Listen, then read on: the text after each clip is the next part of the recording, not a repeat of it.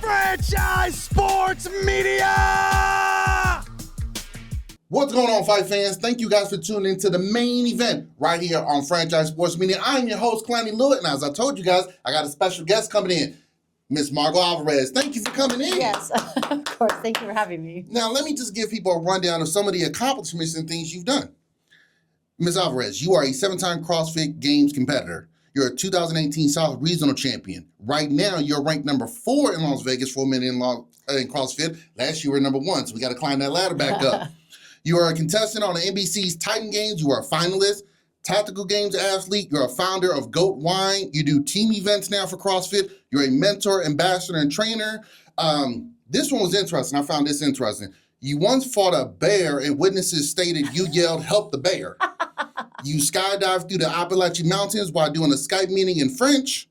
You once nailed a dime coin dead center from 100 yards away using only a harpoon and a straw. That's pretty impressive. And while most people call it the Hunger Games, you call it grocery shopping. Pretty impressive there. Is this two truths and a lie? I was looking at all this, I said, ain't no way she's done all this. But no. That's funny. But clearly you're into fitness, working out, and constantly moving. Where did that originate from? Did you grow up playing sports? Where did all that love come from? Yeah, I think I've always been active ever since I was, 5. I did tennis, like Pee Wee tennis when I was 5. And then I moved into ballet, gymnastics, taekwondo, horseback riding, golf, volleyball. So a little bit of everything. I think I just loved being active. My mom was very supportive and very encouraging for my 2 sisters and I to be active and would drive us around. And so I think I found solace in that. I think I had a lot of energy. I think a lot of kids have a lot of energy. And to be able to have that outlet was really good. We grew up in Montana, and I think being somewhere where there maybe wasn't as much going on compared to a city, then I think it gave us things to do in a way. Very much so. You had to be creative. Exactly. But I loved it. I've always been drawn to that. Okay. I've found that I've constantly liked to push myself and challenge myself and put myself in uncomfortable environments. Don't know why, but I do. But I think leading to that allowed me to kind of really push challenge myself physically, mentally, and then emotionally, obviously, because that comes a part of it. Growing up in Montana, what was it like having Kevin Costner Rip as a neighbor right there at Yellowstone? I mean, I would imagine it's pretty cool, right? So funny. So those are not the traditional cowboys you would find in Montana. No, absolutely. Yeah, absolutely. It's funny. I will say I've had some friends, I think when that show came out, that was right around like COVID-ish area, 2020. From some friends had messaged me, they're like, "Oh my gosh, like I want to marry a Montana cowboy." I'm like, "Those are not the cowboys." That's not how it is. You're gonna get. You see those guys in the bars? It's a little bit different. Yeah, exactly. So it is interesting that they picked a place like Montana, not necessarily a big Hollywood place that does shows and movies, and to get that exposure, like you said, people are like, "Oh my gosh, I want to move here." I didn't realize Montana was that freaking huge, though. Yeah. I had a family member who went up there, and he's like, "Buddy, we drove 6 hours. I was still in Montana." I was like, "What?" So, what part of Montana did you go up in? So, western part. So, super small town. Stevensville, which is about 30 minutes south of Missoula. Okay. They actually filmed some stuff in Hamilton, which is about another 30 minutes, about an hour south of Missoula. It's beautiful. I mean, it's called the Big Sky Country for a reason. It looks amazing. Yeah. I mean, the western part has a little bit more variance, right? You have like the big mountains. You have the beautiful scenery. You have a little more change of scenery versus if you go eastern, you're getting a little bit flatter towards like Miles City. And I think I want to say if you go like end to end, it might be like 12-ish plus hours. I want to say it's a pretty far drive. Like people joke about going from like San Diego up to like Northern California. Yeah, to the Bay Area. Not even, Barrie is like 8. You keep going, it's another 4 or 5. Oh yeah. There's good So I want to say it's close to that. I could be wrong. I mean, I've driven from Missoula to South Dakota, and that was a good number of hours. I can't remember. It was definitely more than 12 though. And I would imagine out there, while it is beautiful, at some point, trees, yeah. land, Once you get to the grass. eastern part, it's a little flatter, but I love Montana. Montana's home. Being able to be raised up there, we literally grew up on an old dirt road, and I loved it because I think it gave us real connection to nature. And I think as we get more and more into cities and environments where we're pulled away from that, we lose that connection. We lose our gut instinct. We lose that connection to like Mother Earth and nature. And I think it's a really good reminder to pull back into that at times. I know it's hard. Absolutely. It is hard. See, like me, I grew up in the city. I grew up originally in San Francisco. Okay. So the times I have gone out in nature like that, I'm paranoid as hell. Yeah, I don't hear any sounds. I'm used to buses and cars and people yelling X, Y, and Z. one time in my old military days, we did some ruck marching. And I'm out there and I'm like, hey, Sarge, I'm hearing things I've never heard before. I was getting ready to fire. He's like, buddy, that's just insects. We're good. Yeah. You're good, buddy. Nothing's going to... It's just crickets. You're fine. Exactly. He's like, buddy, nothing out here is hunting you. I'm like, no, I seen Predator. He's out there looking for us. I got a weapon. Yeah. It's on. What brought you down to California via Las Vegas? What was that route like? So I grew up, like I said, in Montana. I actually went to school in Hawaii Pacific University out in Oahu. Nice. So I went out there. Nice. Yeah, I know. I saw that. I was like, oh, you got some Islander in you? Absolutely. Yeah. Oh, yeah, part Hawaiian right here. Ninth Island right here. Hey, see, I got the Zippy's number card already going. Yes, sir. Good old Spam Masubi's. So I lived there for 5 years. I really loved it. I loved the community. I loved going, like, just spending time there and, like, being able to connect with the community. And then after that, I moved to the Bay Area. I had some family and friends, and the person I was with at the time had family there. And so moved there. And that was a good, I think, place because I thought about going back to Montana. And at that time, this was I graduated 2008. And so I wanted to get in kind of like, either marketing or something with a gym and membership or something within the sports and fitness realm. Mm-hmm. And so I thought, well, Bay Area might be the best place. So I moved to the Bay Area, was there from 2008 to 2014, really liked it, loved it. That's where I kind of found CrossFit, got into my competitive realm, and then from there moved to El Paso to Montana, Montana to Utah to Vegas.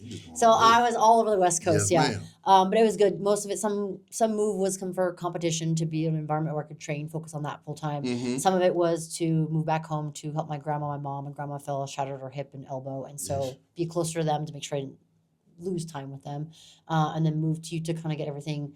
Kind of change of pace, but also maybe possibly, start the wine brand, which I ended up eventually doing, and then moving to Vegas to get into distribution. And this was a good place. It was unique and different, but provided a good opportunity versus going back to California and being in an environment that was very saturated. Very much so, yeah. Yeah, so that's where, now, fast forward now.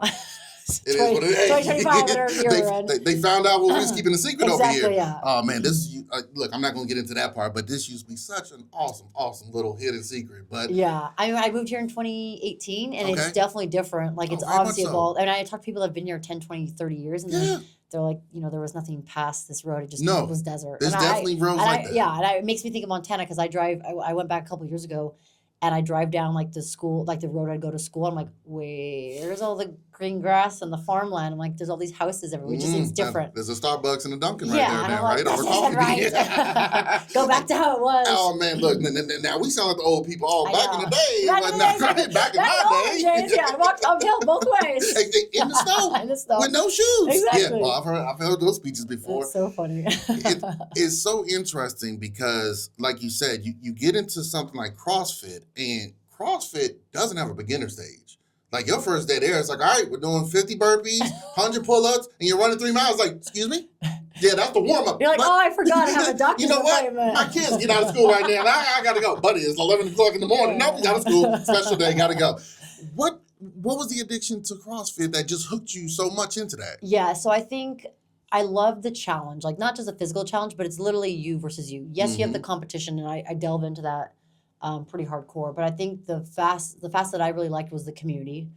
You come to a class, you come to a group of people that even if you're like still throwing down with everyone, you're still being supported by everyone around in the community. So I think I really liked that aspect.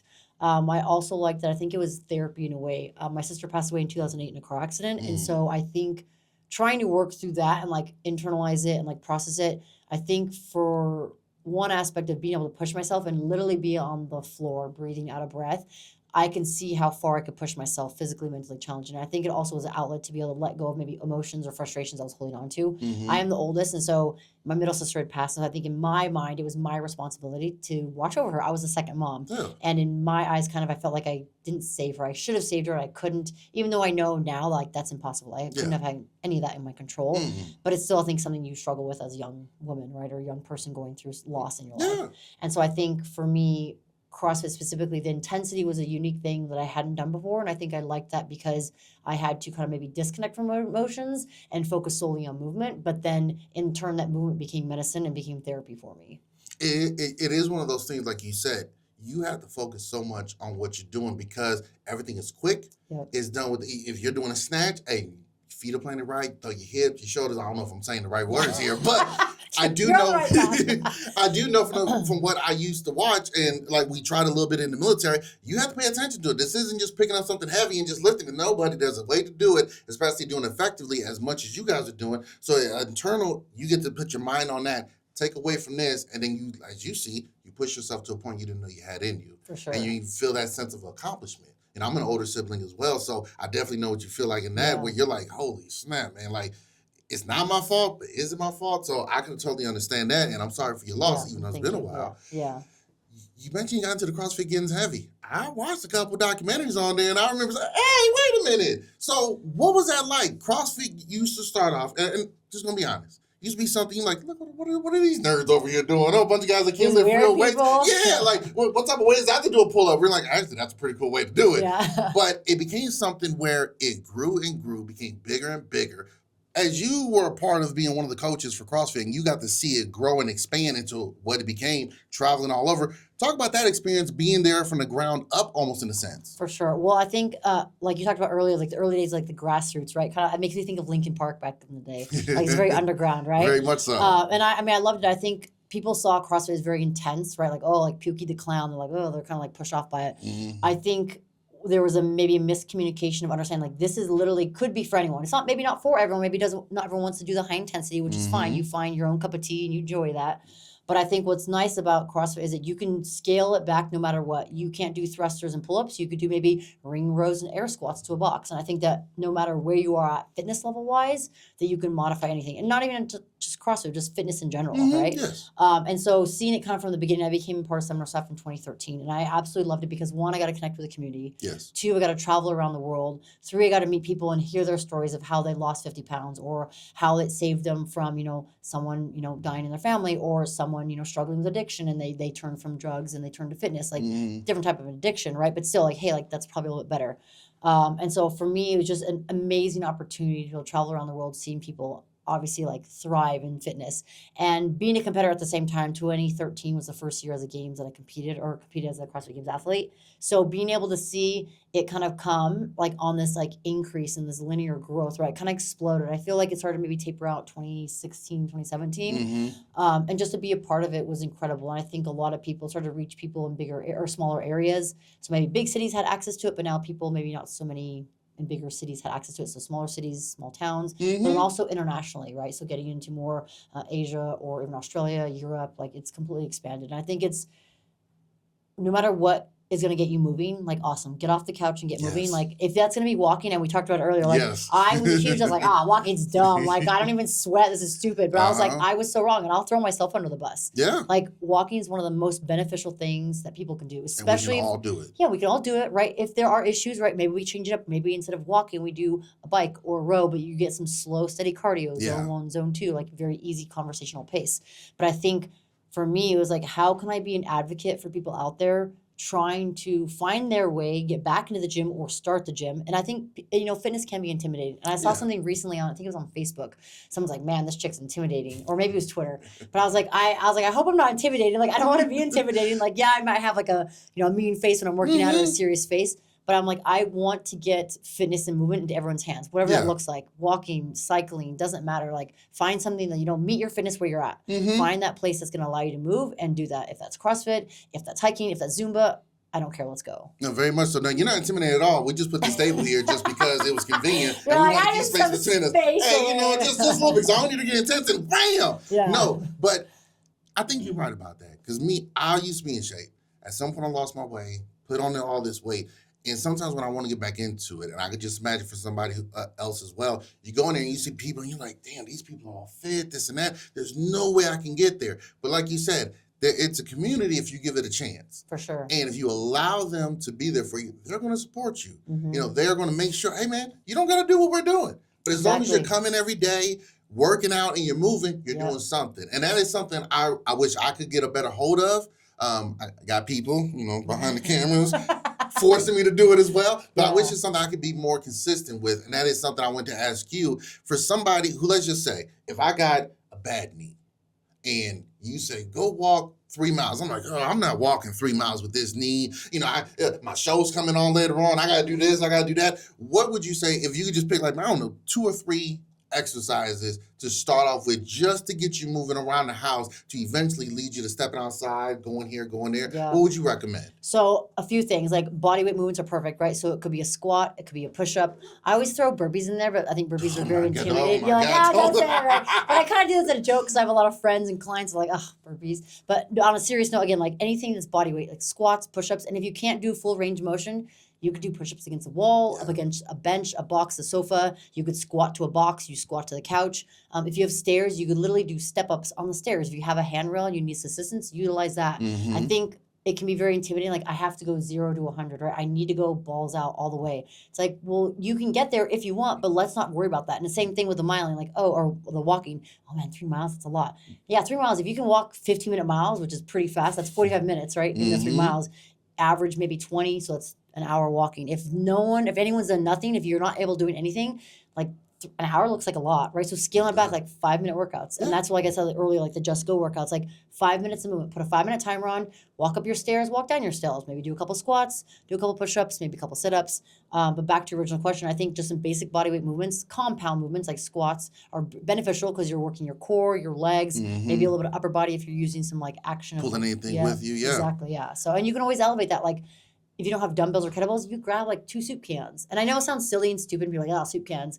But if I'm thinking, like, if someone does not have access to gym, they don't have the financial ability to go to a gym or pay for gym, grab soup cans or grab a water jug. Or if you have a kid, squat with your kid. Like, I know it sounds dumb and silly, but the thing is we don't have to, but thinking creative and being outside the box and also removing the expectations, right? Yes. Of who I was, 5 or 6 years ago to who I am now, I'm completely different. My level of fitness is different. I'm not competing at a high level. I'm still competing, but in different aspects. And I'm more myself versus others.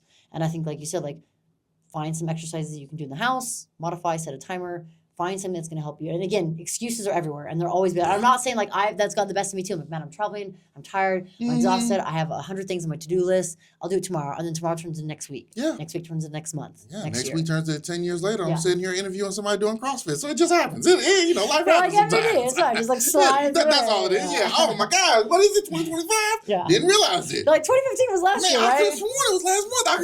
I don't know what. Look at this. So it is. I think from 2020 to like now, it's been this big like black hole. Like 2019 was last year, right? Yes, and then the past 5 years just been like in this like you're absolutely right. When we think back on some things, we're like, man, that was back when?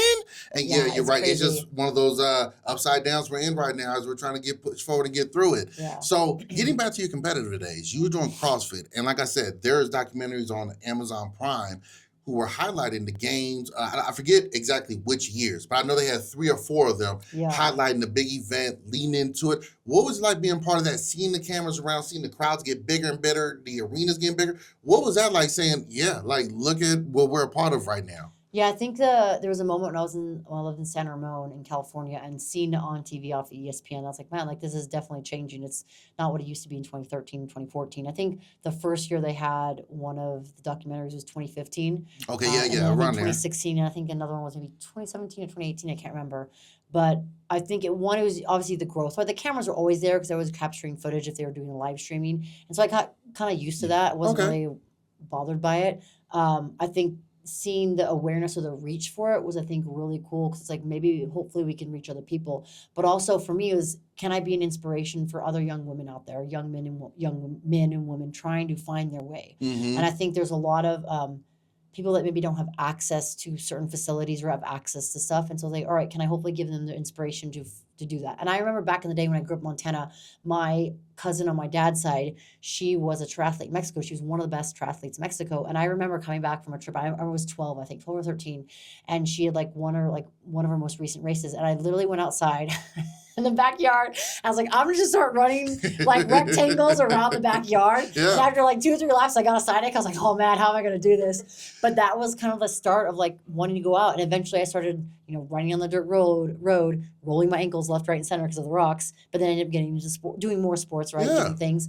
And so for me, I was like, well, hopefully maybe this can be an avenue and a gateway to other people finding fitness, or whether it's finding CrossFit or finding anything to find their way and find how movement can literally help them physically, mentally. No, very much so. In watching it as well, I remember sitting there watching each one, and I was getting inspired to get up and do it too. I was like, shit, this is giving me flashback from my military days. But it was also amazing to see just how many people, not only as competitors, but also the fans. And fans from all over, whether you guys were doing the lawn trails and you see fans along the trail while you're running in the stadium. And I'm just like, man, look, I don't have to do what they're doing, but just to start moving and getting around it. I think, especially as we said, what times are now, it's tough because work, everything's expensive, X, Y, and Z, the stuff that's in our food, everything that's on streaming right now. It's hard to just say, hey, man, for 30 minutes, let me just turn this off, put my phone down, let me get out there and start moving around. For an hour, let me do this. And for 20 minutes. You know? Exactly. Like you said, for 5 minutes. 5 minutes. Hey, it's a commercial. I can pause it real quick,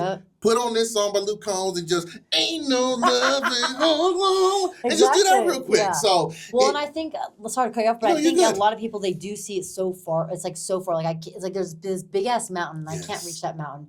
And it is like the bigger the goal or the larger the achievement that you're trying to accomplish, like it can be very intimidating or it can be a lot. So it's like 5 minutes a day. I just did a speaking engagement in Michigan for the Air and Army National Guard last week. Nice. And it was obviously a great honor to be out there and just talking to them. And it was tough because someone had asked me in the elevator, like, well, doesn't like everybody in the Army already work out? I'm like, well, yes. But like, I think there was this, I mean, at least within the National Guard, like fitness is there, but it may not be a priority all the time. Yes. And so my whole premise was like, 5 minutes, this 5 minute rule, my Just Go workouts are here for a purpose. We look at society, we look at where we're at and where are we going. And again, you have, I'm busy. I can't do this. I can't do that. I'm like, if you're watching 3 hours of your show, like you could literally let the commercial play, do some push-ups, right? Then the next commercial, do some squats. And again, it's accountability, right? Yes. It's accountability, it's the consistency, and it's the persistence, the ability to show up, right? And that's hard. 90% is showing up. Yes. And I was like this morning, like I didn't want to work out. I wanted to sleep in, but I'm like, got my ass up at 5:30. Yeah. Went down to the garage gym, did about 90 minutes of working out, went too hard, did too much, but I was like, if I'm going to stay accountable to my goal, if I want to eventually do a powerlifting meet or eventually do a weightlifting meet, I need to make sure that I'm getting myself into routine and training. And again, that's just one example. I don't have to, don't use my example, but it's just one example out there. And I think, again, it can be intimidating. It can be a lot, but like 5 minutes, 20 minutes, 30 minutes. That's better than nothing. Even if you just stretch. Like stretching's like brushing your teeth. Movement's like brushing your teeth. You do it every day. You don't think about it, right? You don't wait till Saturday and then do it for an hour. And if you do, like, cool, I'll be like, I'll talk over here. Yeah, you might have to. Or just like, you know what, buddy? I'll put my mask back on. Mouthwash Just put my mask back on. Yeah. It's funny you said because there's a form. I'm a big wrestling fan, and there's an ex-wrestler named Diamond Dallas Page. Okay. He has DDP yoga, and he's shown whether it's regular people or ex-wrestlers couldn't walk, severely obese, and just doing his workout, they're standing up. They had one guy by the name of Lex Luger, total package, couldn't stand up. Now he's standing up and starting to walk. And it's things like that where you just say, it's a big picture, and it's a big canvas, and it's a long journey. Focus on this right here. Focus on the next step in front of you. Micro goals. That's it. Hey, you did it today? Do it tomorrow. Don't worry about the end of the year. Do it tomorrow. Show up the next day. Show up the next week. Just keep showing up. And I promise you, as you show up to it, you'll develop habits where it becomes nature. What they say, you need 21 days to build up a habit. Yep. Do it for 22 days. Yep. Then do 23. Then do 24. Kobe. Yep. And just keep going. So it's one of those where, as difficult as it is, and trust me, I can attest to it, you just got to find the groove. And what's awesome is if you can find people that can do it, whether it's people who are online, influencing you, trying to motivate you, videos, or just some friends. Hey, guys, let's have a push-up competition. Yeah. Let's see who can do the most curls. Yeah, let's go here, X, Y, and Z. So it'll be awesome if we get back to that. Because I definitely felt when me and you were growing up, and just the way society is, kids was outside more. We did the whole, because we didn't have everything inside to keep us inside. Mom and Dad were like, get the hell outside. Okay, let me go. So, you've done CrossFit competition. You talked about maybe going out and doing powerlifting as well. Out of curiosity, you're in Las Vegas. No MMA? No boxing? What about power slap? Huh? None of that? I have seen the power slap. I have a little hard pass on the power slap. It is intense. Yeah, that's funny. So I did a little bit. So I did Taekwondo growing up, and I really liked that. I got my black belt when I was 12. I was testing for my second degree, and I loved it. It was really good. I had great instructors, and I think it came down to pretty much like if I'm going to get good at something, I have to like not do 5 sports. I have to focus on 2. So I focused on volleyball and golf. And then when I moved to those in the Bay Area, the UFC gyms kind of right when like MMA was kind of hitting everything was like popping off. I think it was 2010 10, the UFC gym in Concord, California was opening. And I was like, oh man, like I want to like, kind of get back into martial arts. A friend of mine, she was coaching and teaching young women martial arts. And so I was like, all right, well, I'll take a couple classes. I did a little bit of like, I think 1 or 2 classes with a friend of mine who's an instructor who has a studio out in Concord. Did a couple classes, did one cage class where we did like cage climbing, like crawl up. If you get pinned, crawl up. Yeah, how to get back up? I had the gnarliest bruise on my left butt cheek.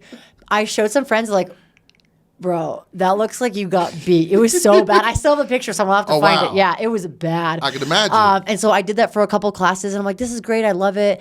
It's funny enough because I had some friends I did a Tough Mudder right around the same time from, and like, you should check out CrossFit. You'd love it. And this is before I started. I was like, yeah, eventually. And so I did that, the UFC gym. I kind of would do my own training, drop in with classes a little bit here and there.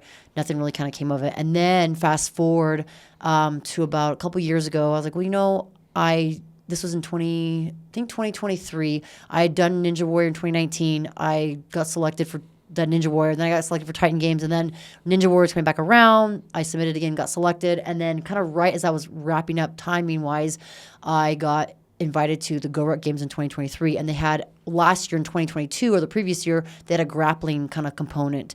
And so I was like, well, I need to kind of be prepared. Yeah. So I reached out to some friends, Savannah, which is Dan's wife. Okay. And I was like, hey, does Dan do any training? Like, Dan's the best in the biz, right? He's fought in the UFC. I'm like, can I pay for some training? Can we do some one-on-one sessions? And so he's like, yeah, we're available. So I did some sessions with Dan and Savannah and just kind of some basic grappling, kind of like, what would I need to know if I'm in, a corral or a cage and like what am I going to do? And obviously it wasn't like just awareness and peace and like I want to be prepared, right? So like preparation is important. And so I did a little bit of that. I loved it. And then after that, I kind of ended up getting a gi, doing some classes more in California than I was here. Did a couple classes at their friend's studio, great facility in Concord, California, and Sabre. And then did some classes here. I took kind of a break, was dealing with sciatica this past year and a half, went back in February 1st, I went to a class and I sprained my big toe. I was rolling with someone that's been doing it for a year. Okay. White belt. I mean, I'm still white belt.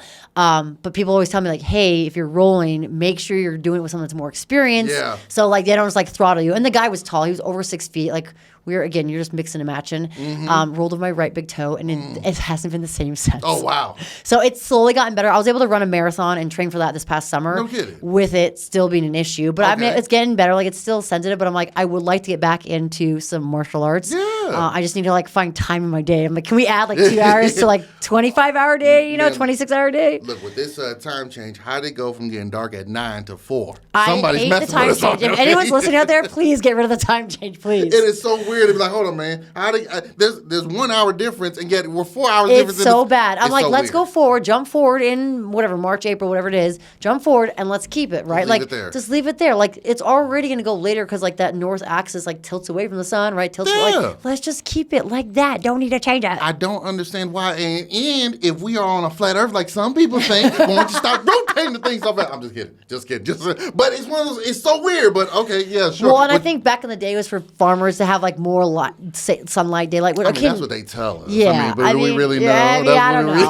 No, hey, but that's man, so I get true. the purpose of that. I totally get it too. But it is weird that if you have kids, hey, it used to be at nighttime, after we eat dinner, that it's starting to get dark. Now when I'm picking you up from school, hey, hurry up, all right, the lights are starting to come on already. It's already dark. It's so weird how... The goblins are coming. Hey, come on. Rattle it up. Yeah. Rattle it up. No, but it is interesting because, like you said, you do all this competitiveness, and it's just... You can only do so much in a day. Yeah. And then, but you're in the hotbed, obviously, here in Las Vegas for everything. So that's why I was like, I'm curious, how come you never did? So with Titan, and you also did Ninja Warriors, what was that like being on that? Because that stuff, it looks cool, but we've seen the videos of people trying to do the obstacles. Not as easy as it looks. What was that like? It's not as easy as it looks. Yeah, so I first got casted for American Ninja Warrior I think I submitted in 2018, got it for the 2019 season, and that was really cool. Again, it's a production show, so it's TV. You're kind of hanging out. It's literally like a hang out and wait until you go. I think I was supposed to film. We started filming like 7, and based off your number is kind of when you go. And so I think I was supposed to go, but then after so much time frame, right? Because they start working, I think, around 3. Mm-hmm. So I think lunch was around like midnight or 1. So take an hour lunch. So I was supposed to go right at midnight, and they're like, psych, you're not actually up. You're going to wait an hour. I'm like, oh my God. So you get all warmed up, right? So then I think I didn't run till like 2 or 3 in the morning. Wow. And like I didn't do the best. My run didn't air. And it's a bummer because like, again, like you hype yourself up, you train. And I will say like, I would say I'm not the best ninja for sure out there. I'm a little more body heavy, not as much upper body. I mean, obviously I have upper body strength, but it's a little different. But I think it was a great opportunity. I'm so grateful that I had the chance to go out there because I think thousands of people apply and they'll take 100 people. So I'm super glad and thankful to have that opportunity. I think they want to highlight unique individuals, different backgrounds. Maybe people that aren't always going to be always there, but of course they want return because they want story, right? They want story. Of course. You got to be able to sell it because it's entertainment. Exactly, it's entertainment. And so the same casting production team that did American Ninja Warrior did Titan Games. So they reached out in 2019, like, hey, we're doing this Titan Game show. And I watched the previous one. I was like, that's a little bit more up my alleyway. Yeah. So I was like, all right, cool. So I applied, got selected, went to the preliminaries, which was in LA. And I actually ran into a friend of mine, Matt Chan, which we competed with in CrossFit many years. We worked together on some of our staff, so I got to see him. So it was really cool. And then from there, they selected 18 women and men to go to the finals, which was in Atlanta. We filmed that in Atlanta. Nice. And this was literally like early 2020. And so we wrapped up production in, I think it was February 14th, Valentine's Day. And it was like, cool, we're done. And then it was like 3 weeks later, it was like, the earth shut down. Shut it down. So it was an amazing opportunity. I know The Rock wanted to highlight, again, unique individuals with different stories. I think they also wanted to highlight maybe individuals who have gone through hardship and how they overcame that. And so to be able to share and showcase and like tell my story and share my sister's story, I think that was hopefully a great opportunity to reach people. I know when it aired, a lot of people reach out to me like, oh my gosh, like this is amazing. It gave me solace. It gave me a hope that I'm going to eventually get over like the passing of my mom or my brother or my sister or my daughter. And so it was something that I'm very honored to be selected for that, but also thankful I had the opportunity. And I connected with Rock kind of right after we filmed and just talking to him because he lost his dad literally a day or 2 days before we started filming in Atlanta. Wow. And it was that for him, it was sudden. I didn't have, I think the closing of their relationship wasn't the best. And we talked about it. We had a good conversation about that. And for him, I think that was something we kind of bonded over. Was like, all right, you lose someone closest to you, and it makes you think of all the things you wish you could have said or wish you could have done, and you go back in your mind like, well, if I would have done this and what that, like, how would that change? Could that possibility have changed the trajectory of like where that life was going? And I do believe everything happens. It doesn't happen for a reason, good, bad, and different. And not everyone agrees, but for me, it's like, all right, as much as I could change the passing of my sister, there was a silver lining to what I learned about that and like her legacy. And she obviously continues to be with me in a spiritual sense. But I think being able to be on that show was just an amazing opportunity, and it allowed to bring a lot of people together. And we still have a group chat. Most of us are on it, but we still kind of keep in touch. We've had like many reunions over the years. So yeah, for sure, because it's kind of like fighting. You do that, and for the rest of you guys are connected. You got a certain connection. You have that string that connects you. Yeah, it's just like me in the military. There's only so many people that have done this. So there's certain stories that you guys went through, certain experiences. Only you guys know. And a handful of other people in X, Y, and Z. Not everyone, you can talk to me all day about it. I'm like, wow, really? My mind is saying, so can you hit the Rock up now and tell him what's up? You know what I mean? Yeah. But it's different. If I was there competing with y'all, I'd be like this. Yeah, remember that one time we all had to go through it, but I jammed up my shoulder and they were just like, just push through it. Bruises everywhere. You know what I mean? So it's like, those experiences definitely tie you. And it's funny as we get older, social media sometimes can be great for the most part, but it can be also kind of dark. But when you share a story like that, you realize there's so many people out there going through something as well. And I know when I heard about Rockster when he struggled with depression, that really helped me because I got to say, wait a minute, I dressed up as this dude for Halloween 2 years in a row. That's as a kid. awesome. He's one of my favorite human beings, and he's going through something tough like that. So that means me going through it doesn't mean I'm weak. We all going through something in life. So you sharing your story, they're sharing their story. I'm sure it's one of those where you just find out I'm not the only one out here. Even though when you're going through it, you feel like it's only happening to you. You feel isolated. Yeah, very much so. And that's something I wish more of us could just kind of realize. It doesn't necessarily help in the moment, but just realize, hey, you're not the only one. Reach out to somebody. Ask for help because most likely they or somebody they know is going through it as well, and you guys can build your own little community through it. So, and as far as you competing in any martial arts, if you ever want to get ready for it, just watch a Steven Seagal movie. Just funny story. There was actually, this is back in the day when I was doing horseback riding.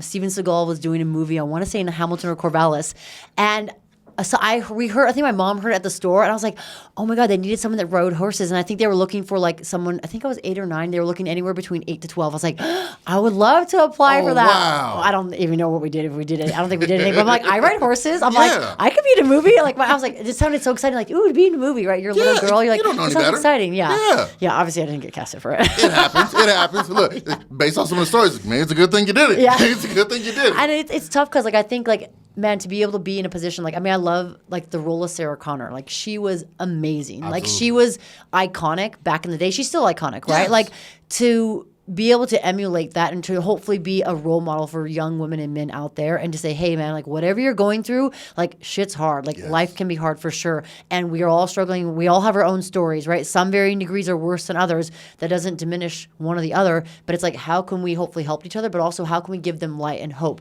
And people can say, oh, hope's a bad thing to kind of wish upon.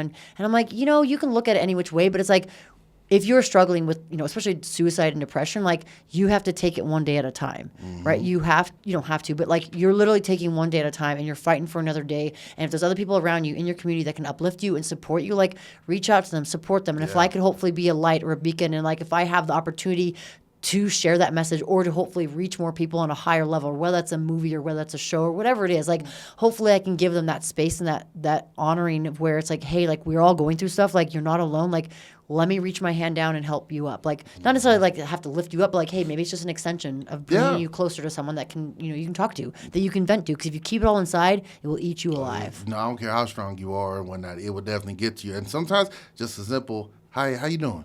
A hug. How you genuinely doing? Like, hey, how are you? Like, what's going on? Man, what's going on? Yeah. You good? And I tell some of my close brothers and whatnot, man, you guys don't understand. Sometimes when y'all do that, it picks me up in the time when I'm kind of in the dark. And unfortunately, when we lose people, you realize nobody's reaching out to them. And sometimes that's all you got to do. So reaching out to your friends, your family and whatnot, being nice to each other when we're out in public and everything like that. Hey, man, sure.